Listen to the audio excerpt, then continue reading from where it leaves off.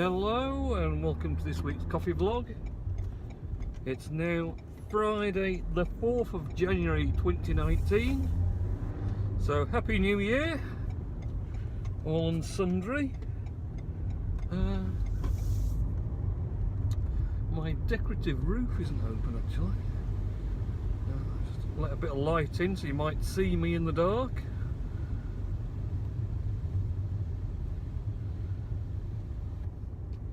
Open up the sunroof. It was a bit sunny New Year's Day. I had to drive over to York, so I closed it up to avoid the glare. But yeah, most of the time I like having my glass roof open. It's pretty entertaining. So yes, Happy New Year. Apologies, Mr. Nellis, for totally failing to do a vlog last Friday. I would have done, but I spent the day painting, to be honest, last Friday at my dad's, trying to finish off his spare room, ready to get the flooring put in, and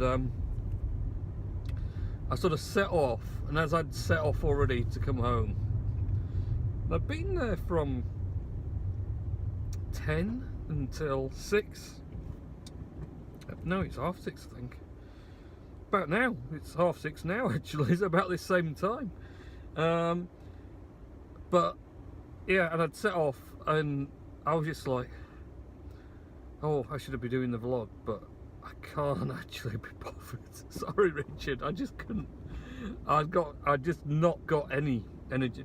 I've got to admit, tonight I was just like, I just don't know. I don't know if I've got it in me to do the vlog. But then I thought, Mr. Nellis, he will be so upset if I do miss 2 in a row. So here I am doing the vlog on the way home, as I do every week of the year when an Alfa Romeo was at Mercedes tries to cut my backside off. Yeah, that. So yeah, well, I hope you all had a good Christmas and New Year. For me, it was too brief. It wasn't. I don't really feel like there's been anything happened Christmas and New Year. It just seems to have been the same old trudge that my entire life is, of trudge, do, work. I did get some lie-ins. Admittedly, I actually didn't get any more sleep. It just meant that I stayed up later and then got up later. But at least I wasn't getting a few hours sleep before getting up, which is always a benefit. So I worked Christmas Eve, as I think I said in the last vlog. There was a few orders to ship, to go out. And also I did fix, thank goodness, my MacBook Air. Whew, what a relief. That was a job and a half. It's not for the faint-hearted, taking one of them things apart. Yeah, so many little twiddly screws, and you've got to disconnect all these little bits to get everything out. But the hardest thing was the keyboard. Take it out all the way around it, you're looking at about 40 odd tiny screws holding it in place around the edges. Took those out, yeah, no problem. Then when I tried to lift it off, it wouldn't come off, and it was kind of riveted all the way around the position of the keyboard in the middle part of it. So, and these were rivets, they weren't screws. I couldn't just like unscrew them because they were not screws, they were rivets. And I'm looking at it, I'm thinking, what's going on with this? And in the end, I just had to brute force it. Pop. And just kept easing it along, popping all those rivets, and eventually got the old one off. Then I had to fit the new one.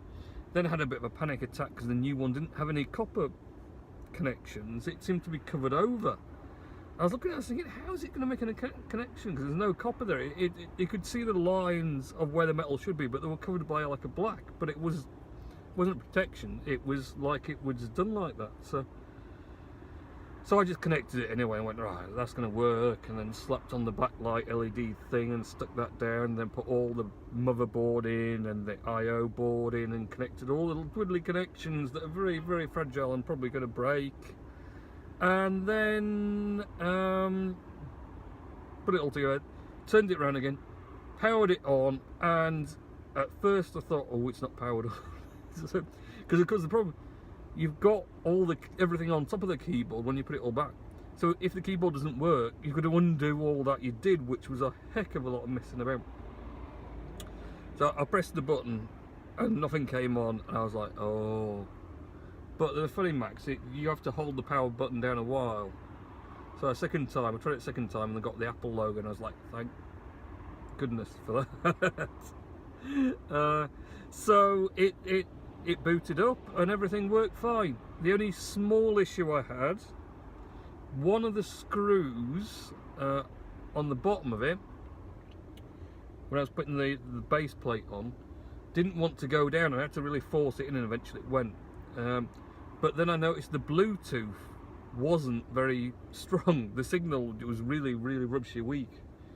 So I took the back plate back off again, and the reason the one that hadn't gone down is the Wi-Fi cable connectors, when I'd routed it, I hadn't routed it in the right place, and so basically the screw had gone through the middle of the two Wi-Fi aerial points cables, and it had like torn it, and I presumed it had ground it. So I'd undid that and re-sealed those up, but they'd got some damage on them, I don't know. Put it all back together again, and still it's a little better, but the Bluetooth signal is not what it used to be. I can't use Bluetooth headphones with it now because I'm too far away. It can't pick the signal up. So that's a bit of a downer. That seems to be some mistake I've made. Other than that, everything else works, and to be fair, I mean, I can use wired headphones, it's not a huge issue. So yeah, fixed MacBook Air, which I'm pleased about, so I can use the keyboard properly now. Broke the Bluetooth, but I mean the Bluetooth works. I can still use the AirDrop and everything else.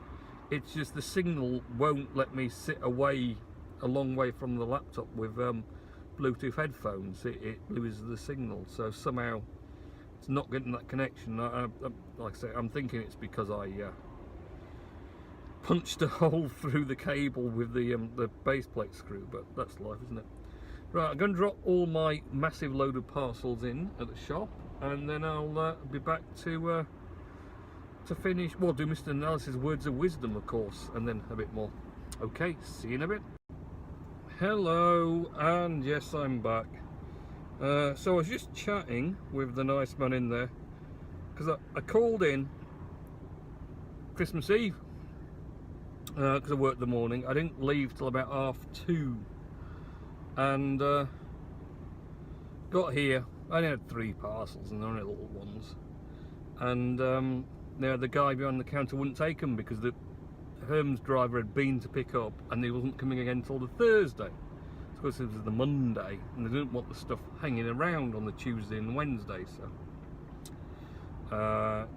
and that was all right for me. But there was a woman there, and she'd got a set of step ladders that she got in her car, and it wasn't even a estate, it was a hatchback, so she'd had to have the seats down to get them in. And she's like, I've locked up work now, I'm going home. What am I supposed to do with these over Christmas? I can't get anyone in the car or anything. And it was like, none of it. He's like, oh, I'm not taking them. They won't come till Thursday now. So she was not happy, let's put it that way. I just took my 3 and stuck them in the boot and kept them until Thursday. Then went in work Thursday and got an extra 10 on top of it to do. But you know, it all works. Anyway, Mr. Analysis, words of wisdom, take 1 and take 2, because we've got 2 weeks worth to do. Then we need to go home. Then I've only got 8 minutes till words with Witty, and I'm not going to make that, am I? Not at this rate. Come on, alright, let's go. Mr. Analysis says, the Pennine Magpie Christmas party on the 21st of December. Sounds good, Richard. Means I've been to Polino Italian restaurant with my mum as an Italian Christmas tea out. You're always having tea out, Richard. Always. It's nothing different. You know, every month of the year you go out for tea. You're always eating out. It's all the luxury, Mr. Nellis. I've been listening to William Tell Overture by Rossini before Christmas Eve. Educated as well, Richard, very good. I've got the classics, you know, which... it is coming out to say... Oh, he's putting his signs out. Little things to say. No fuel in these ones, mate. Classics which you know, which features the Adagios for strings and Peter Rabbit DVD and Star Wars socks for Christmas. I got some socks for Christmas too. Funny that, isn't it? It's all we ever get for Christmas, and it's socks. Yay, socks. Mary Poppins returns. No Bob Bell vlog on the 23rd and 30th of December, as he really needs to do vlogs as a New Year's resolution. He's busy. To be fair, Richard, I'm glad you said that, because I've not even had time to look to see if he's done a vlog, to watch a vlog that he hasn't done in the first place. So, James Carter being an OBE. Obsessive Big Eater. Is that what that is? No, Richard. An escape line seriously killed a zoo worker on Saturday. He was probably hungry. You know, you don't feed the lions to get hungry, they're going to eat. If you're the unfortunate person that's the next one to see it and it's hungry, you're going to get eaten. That's what happens. That's life, Richard. That's life. Me, as I've watched the Vienna concert, which featured the Egyptian March and Always the Blue Danube waltz by Strauss, the death of Gene Okerlund, the American wrestling announcer, never heard of him, The Greatest Showman boasting host of entertainment by 10% in 2018, John Shusha doing a new series called Tchaikovsky, the man revealed on Classics FM. How is your dad? My dad is very good, thank you, Richard, and let's get driving, because we've only now got 6 minutes till Words with Witty, and Mr. Engine Witty is going to be very upset with me if I don't pitch up at his show, because I spent too long wittering on about Richard Nellis's words of wisdom. Talking about that, apparently he's wanting me to do a show with him of our very own Discord show, which is going to be on a Monday, actually. So yes, that's going to be something new, probably starting 2 weeks time on a Monday at either 9 or 10 PM. I'm going to work it out, because for him, apparently 9 PM UK to Engine's Point in America is 3 PM. I was like, so hang on, if my 9 o'clock's your 3 PM, that means my midnight's your 6 PM. No wonder when I'm trying to do the Playhouse at midnight and I'm forgetting to press buttons and completely befuddled, all the Americans joining in are just all fresh-faced and happy, because it's just 6 PM for them. And in fact, it says Carrie Allen's another hour behind him, so it must be 5 o'clock for her. So she's even better off. And there I am at midnight, half asleep, falling off my stool randomly, and forgetting to press the tap to talk button to actually talk, and just reading lines that no one can hear. But yes, so going to start a new show on Discord for the Steam blockchain sort of encouragement thing, so that's going to be interesting. Good show last night with Pensive in the UK on sort of last night's one was about sort of adding value and dApps to the blockchain. So they did quite a few different sort of people who were developing stuff and bringing new ideas and whatever else, which is pretty good. And then I did go in Pimpy Post Thursday until a bit late, which was maybe 1:30ish actually. It ran on a bit. So yeah, and because of that I'm a little bit tired. Now, important point to note here, we'll do a bit of a slow motion. Get past this bit. This black car has gone balls. So there was a car there missing a back wheel, and another car was pushed up on the path. That was New Year's Day night. So after going to York New Year's Day to see my aunt, we called in at work before heading home because I had to turn the heating back on. So while we were closed over Christmas, I had the heating down at manual, so it's set to keep everywhere up to 10 degrees while weather the sensor is just at 10 degrees, which is like an anti-frost system. So I had it on manual, but because the oldest had an operation on Thursday, I couldn't go into work first thing. I've got to wait for him to get in and out of hospital. So I called down on Wednesday night, New Year's Day. No, it was Tuesday, wasn't it? Tuesday night. New Year's Day night, after we'd been to York, just to switch the heating to auto, so on Wednesday morning it would come on at 7 AM and warm the place up a little bit, given it's not had any heat for a week or so. Because when I went in the Thursday before, I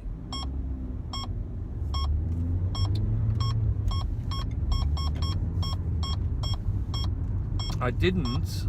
Oh, did it leave it the last minute?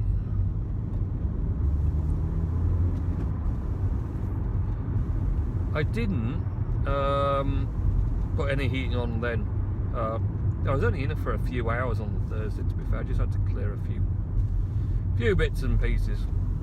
So I did that, and we were coming back up again. I say there was this black car at the front of that section of parked cars, and his back right wheel had gone. It completely disappeared, and it was all like trashed up at the back. And then another 2 and a bit cars up, I'd say, this other car had all its sides stoved in, and it had been shunted from the parking thing at an angle onto the path. And I was trying to work out what had happened. I could only assume someone had come up that road that we've just been up so fast that they didn't, well, there's 2 options. Either they didn't judge the amount of room they'd got and clipped the back of the car at the front with their front left, and when it hit, what would happen with the car is the back end would lift up because the front end's stopping, and it was at an angle. So with the back end lifting up and no weight, and the front end caught it there, it would spin the car around. So if it hit that one at enough speed to do this, because you'd have to be going a hell of a speed. If you were doing the 13 mile an hour speed limit and you hit that back of the car at an angle like that, you'd stop. And that would be about it. All that would happen is you'd go bang, stop. You do a bit of damage to either car, but not a lot. If you're doing 80-90 miles an hour up there and you clipped it like that, then what I'm thinking would happen excuse me a minute, which is it would hit, the front of the car would go down, the back would go up.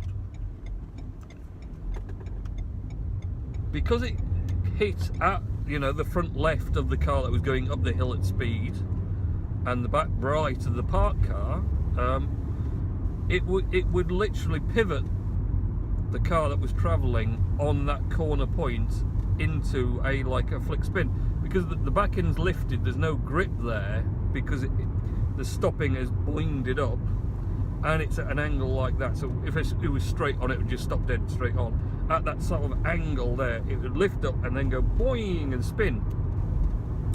So I'm thinking it hit, did that, flipped up, span, and literally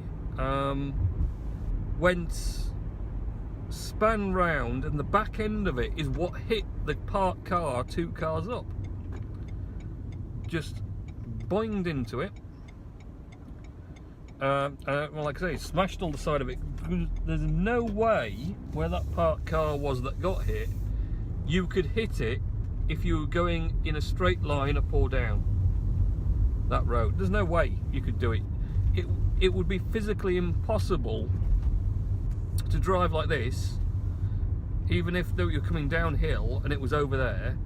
in the way it had been hit and shunted across, you couldn't go more a swill across and hit it that way for whatever reason. Plus, there's also that one beforehand with the bit. So I think that's what happened. I think someone was driving up very fast, New Year's Day, and they totally misjudged the amount of room they had with the parked car. The front left of their car hit the back right and ripped the wheel off of their car, and the damage was mostly very low down, which is very strange. It meant it had to be quite a low down vehicle that did hit.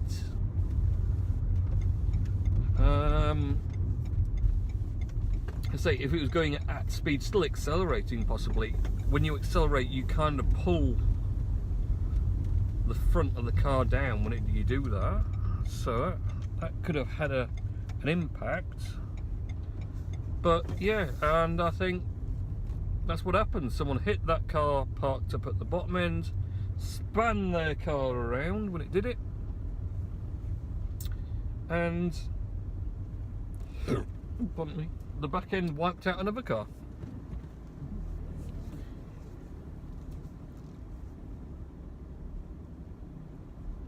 Right. Anyway, so we're back home. Oh, the timer's gone off. What time is it? Oh, 7:05. Richard, Engine Witty is not going to be pleased with me. Have a good weekend and week next week, and I'll catch you in next week's coffee vlog. Okay? See ya.